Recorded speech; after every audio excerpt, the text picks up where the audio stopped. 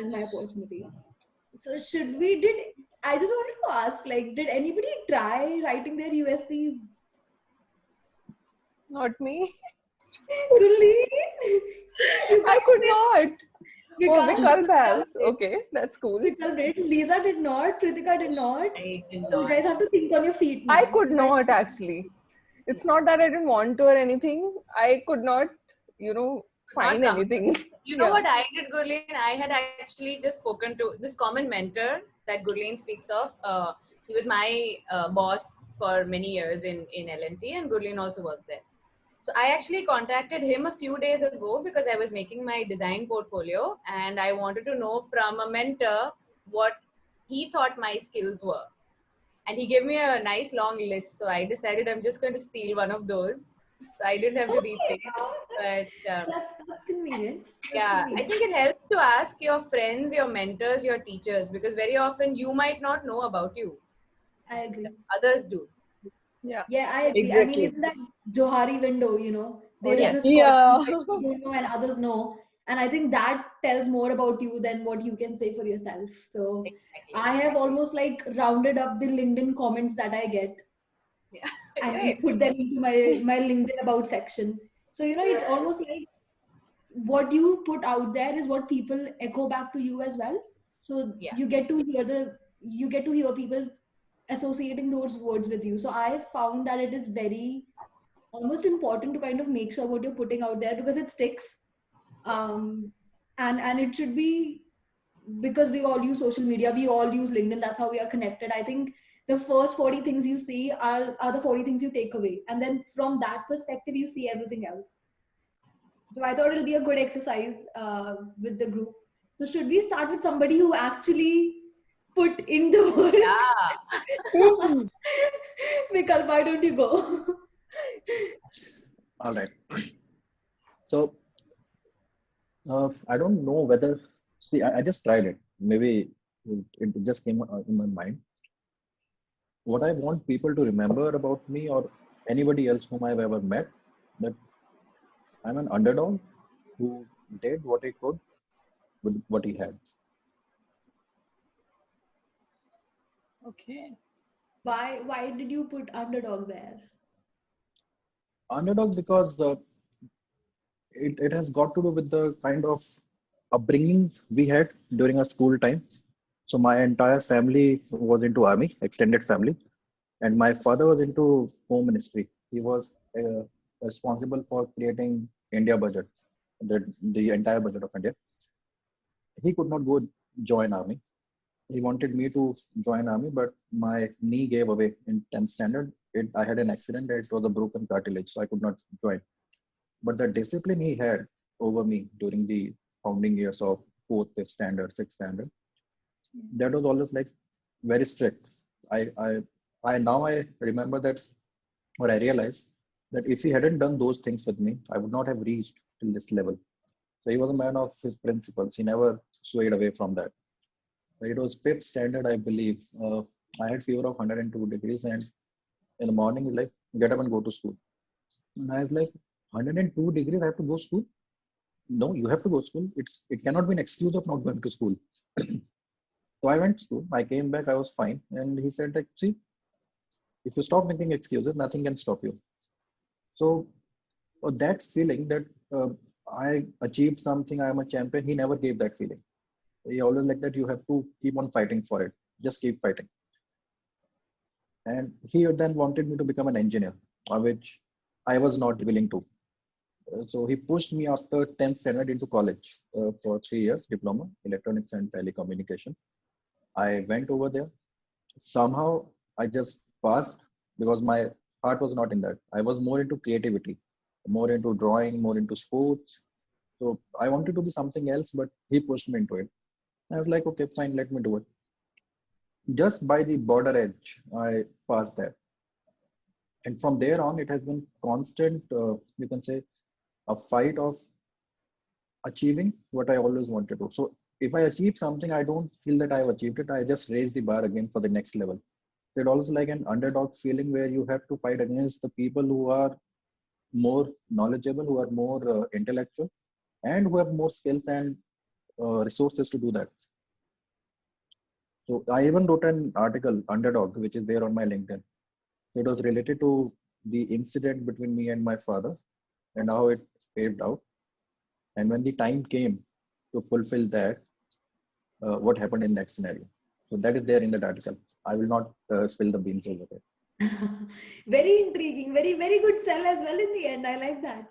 I actually really like that story. I've been having, for some reason, this entire week has been just processing what has happened in the past, in the childhood, and in my upbringing that led me here.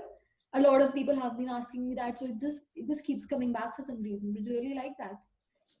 And that is because of my life, which has been till now. But apart from that, I'm a avid traveler. So have traveled all states of India, more than 340 cities, just collecting stories from there. So I am you know, I connect with people very well. I collect their stories and then I write them. I share with other people just for the learning. So whatever I am today, because of three things. One, my father, who put those values and discipline and whatever you want to name it, you can name it now in me. Second, Mumbai city. Third, the traveling experience of across India and 6, 7 countries apart from it. And that made me what I am today. So I'm not from a very, you can say an IIM or ISB or some other colleges where you get all these things. Whatever I have learned is because of the traveling experience, because of my father and because of Mumbai. Strong Sorry, love. can I ask what you do? Maybe others know, I don't know. What do you do? Okay, so I am into training. I take care of Vivo trainings for all 40 odd thousand people across India with a Nice. team of 400 trainers. So just striving every day to make them better. That's really cool. And that's where I think storytelling comes, right? When you have like a powerful story, you don't necessarily have to be a prodigy child or belong to Ivy League colleges. Right. It's your experiences, it's your history which makes you you. Right? Over these periods, when all of these training or sorry, these traveling experiences, I met people who gave me valuable lessons, whether it was in a good sense or in a negative sense. I will not comment on them because that depends on me how I take it. But it was always those experiences which helped me. So whenever I used to travel to a particular city for a training program or for photography, because that was my another passion. I am a photographer. So I used to travel one day before, just drop my luggage in the hotel and explore the city. I will throw myself to the city, learn, interact with people. So whether they liked it or not, but I had a habit of connecting with them. So I used to connect with retailers. I used to connect with even a shop who's selling some eatable items because I am a foodie. I have explored all kind of food. So I connect with those shop owners and I'll be friends with them and they will give me something for free as well to eat after that when I have a good chit chat story with them.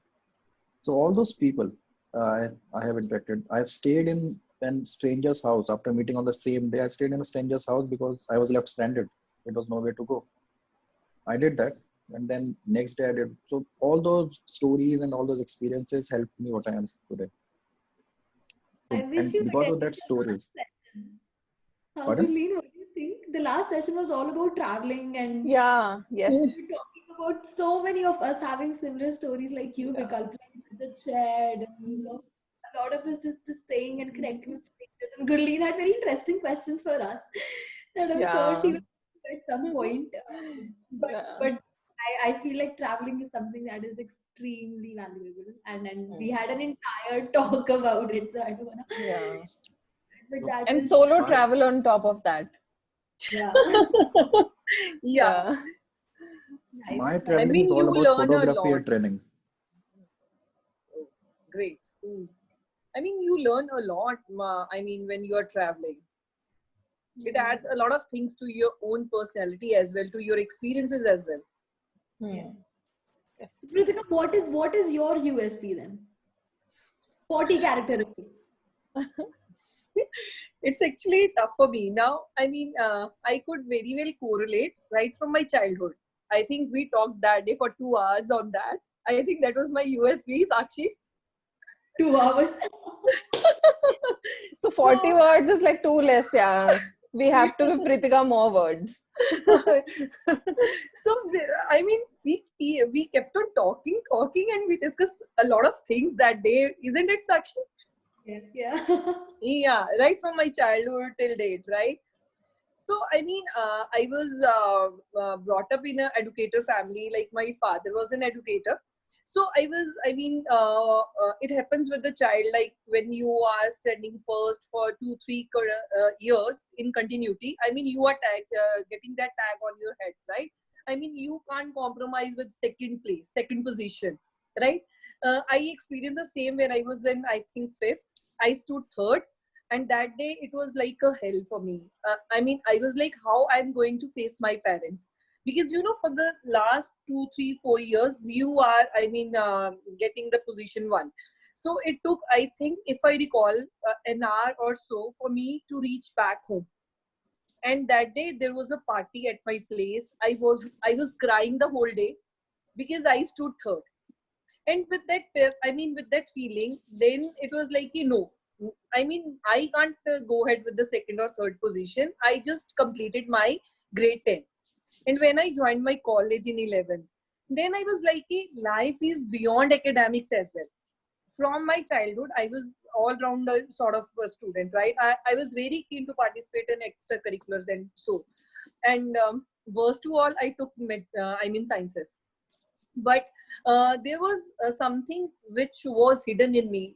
I will call it my passion or aptitude or interest, as we are, few people are from psychology, and so it took a lot of years to analyze that.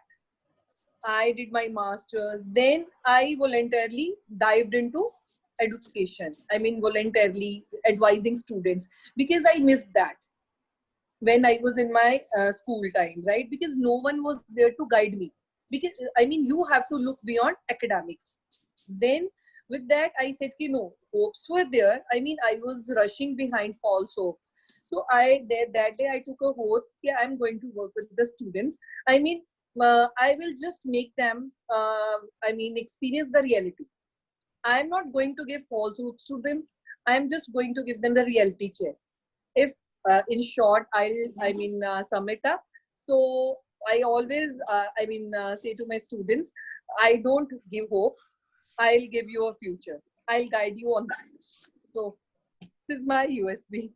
I mean, I'm very truthful, I'm very honest with the, I'm very open when it's a combined session with, I have a session with parents as well as students. So I feel like parents should get the reality check, right? So no flattery, very straightforward with my profession, because I have, carried that burden for the last so many years, and I don't want anyone else, to carry that. So this is me. This is me. I love that line. I don't give hope, I give a future. I love that line. Yeah. On point. You should put it on your LinkedIn. I really, I think my aim was, once we start talking, so Vikalp, with you, like, I know you use the word underdog, but what the sense I got was also constant learning. So constantly, when you raise the bar, it means that you're constantly learning as well. So I think, and with Pritika, you just, like, you summed it very well. You just used, you don't give hope, you give future. But then also there is this passion, to say this is not what I want, and I'm going to change that. So I think sometimes, like you all said, like, sometimes other people can see something in you, and if you amalgamate all those words, that gives you your very powerful 40 characteristics. So for me, it was more of an exercise to do and then see where we can use this. So maybe you guys can use this somewhere. Lisa, why don't you give it a go, and I will put my laptop on charge. Okay, so for me, like I said, I asked a senior, and my USP would be to be able to connect with people regardless of their rank, hierarchy, and their role. Like in all whatever I've done until now, I am able to connect, and like Vikalp said, um, I engage in a way that draws out stories from them. I love listening to stories of people, and I've been told that I'm able to connect and draw out those stories, which lead to amazing discoveries. But the main, I think I'm also very proud of the fact that I don't let somebody's clout or position come in the way of how I deal with that person. Like, if it's the CEO or the office boy, I don't see why they should be treated differently, and I don't treat them differently. And I got to know that that's something which is valued in workspaces. So that's my So take. how do you put that in 40 words? Oh boy, nobody else put it in 40 words. So I'm, I don't know. I did that below 40. I think you You can did, put you 40. did.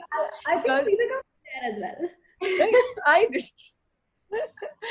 I think it's just the ability to engage and connect regardless of who or what that person is or where they have come from. Like that. Wow. Cool. Give an interesting story or an anecdote where that worked out for you. Like maybe in business, So the maybe at thing is, work. I can't think of any one particular story where it's worked out, but in much of my career has been I've done a lot of public speaking, and public speaking where the audiences are very different. Like I was working in Scotland where I was a campaign coordinator, so I had to travel around Scotland speaking to public from all kinds of backgrounds.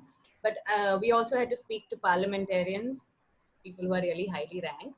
Similarly, in L&T, I have spoken or been the anchor for events where the CEO and the top brass of the company is sitting in the front row. At the same time, I've also given training to employees from vernacular mediums who are so scared to even talk in English. So there's this whole disparity. I have great friends in the housekeeping staff of L&T because I was just able to connect. Like I know their names, their husbands, their kids, and I still have their numbers. I can still call them. I love the fact that my group that way is very, the breadth of it is a lot. And I have been personally able to, even with CEOs and such, who people, are often very scared of even like opening their mouth to. Um, I have had the fortune to be at a very pally level with them somehow, and their wives, and so I think it's worked for me at multiple occasions and throughout. Not any one. That's a Cool. very, Yeah, that's great. that's such an inspiring quality, right? That I love ability that. to connect with everyone, and that's Yeah. beautiful. Lisa, what is like the one question you always ask, like anybody you meet? What is the one question I always ask? Or is there a question that you always ask, first of No, all? not consciously. No, consciously I don't ask any one question, but I don't know. I think I get to their. I like to hear about them, so I might ask them something related to their family, or if they have kids, and or about their job, or about what they do. And what I've realized is people love, like everybody's favorite topic to talk about is themselves. You Yeah. just have to give it one little spark, and or their children for that matter, and they light up, and they'll tell you everything that has been in there. So yeah, it's usually something which is very personal, but at the same time very it's very casually started, and there's no judgment, of course. It's just it creates friendships. I think that's the best part. Very interesting. And I'm sorry, I'm taking up all the questions, guys. I just have so much Like curiosity an at the moment. interview. No, to be honest, I think that is something that I've always wanted to develop, and obviously hosting these sessions, like it just gives me a space to kind of ask everybody about their story. But I think Lisa, you should just join us every time if you can just Oh, bring thank out interesting stories from everybody. you.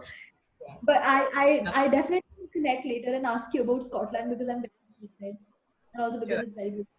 Yes, it Right. is. Julian, do you want to give it a go? Yeah. So, see, I'm totally not prepared. So, I don't know. My USP would be, I think, uh, something like Pritika shared. I can't like sugarcoat things. So I would want my clients to remember me as someone who will tell in their face that, okay, this is the problem and this is how you can fix it, and there are no shortcuts, right? And then, so that's there. So completely blunt, straightforward, but also sharing solutions which are long lasting and sustainable and not like shortcuts. So from childhood, I have a very naturally, I'm a very curious person. So it's natural for me to connect dots and, come up with solution which kind of has a domino effect. So my solution has got a lot of, effect that can show in different aspects of business. So that is something I would want my clients to remember me as. And about friends, the equation is slightly different, because with friends I can't be like so blunt, because they otherwise get like hurt, or like They'll unfriend you. that happens. Yeah, unfriend me. Yeah. So with friends, I think. So I don't. It's like Lisa, you said, right? It's very difficult to share your USP yourself. So I can probably tell you what my acquaintances and my friends tell about me in their circles. So I think suggestion wise, I'm like, I'll give them practical advices. It could be relationship advice, career advice. Yeah, so I think these are some of the, I'm not able to articulate it well because I haven't thought through it. I'm still trying to figure it out. So Guess why we asked everybody to do it before? it's so difficult. I mean, I tried. And I think the first reaction when anybody says what is like write your USP, anybody would say that's just writing your first few words, or just that's just praising yourself. But I found it very challenging. How did you guys find it? Like, thinking Very about it. challenging. I mean, Sat down. it's actually challenging. It's actually. Yeah. What was challenging It's about a it? great it question. was It's wonderful to know what. I think it's important to know what you are good at, and to be able to put it in like this, what they call an elevator pitch, 40 words. Yeah.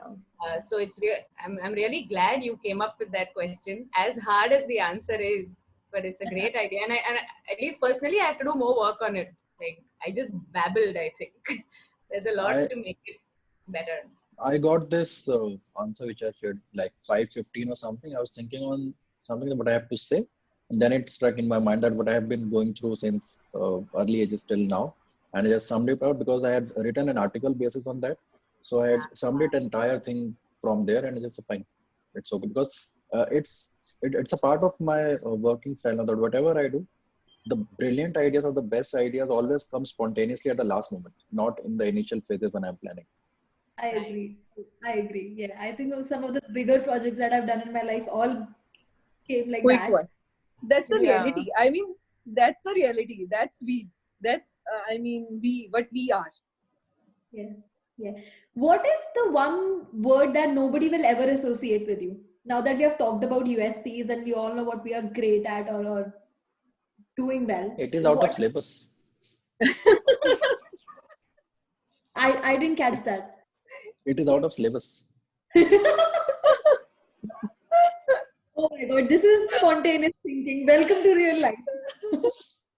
Yeah. So, guys, and to be honest, like these guys did it right now. So you guys can still think on your feet. And what is the one word nobody will associate with you? God, Sakshi, such difficult questions. My God, this is a hard question bank.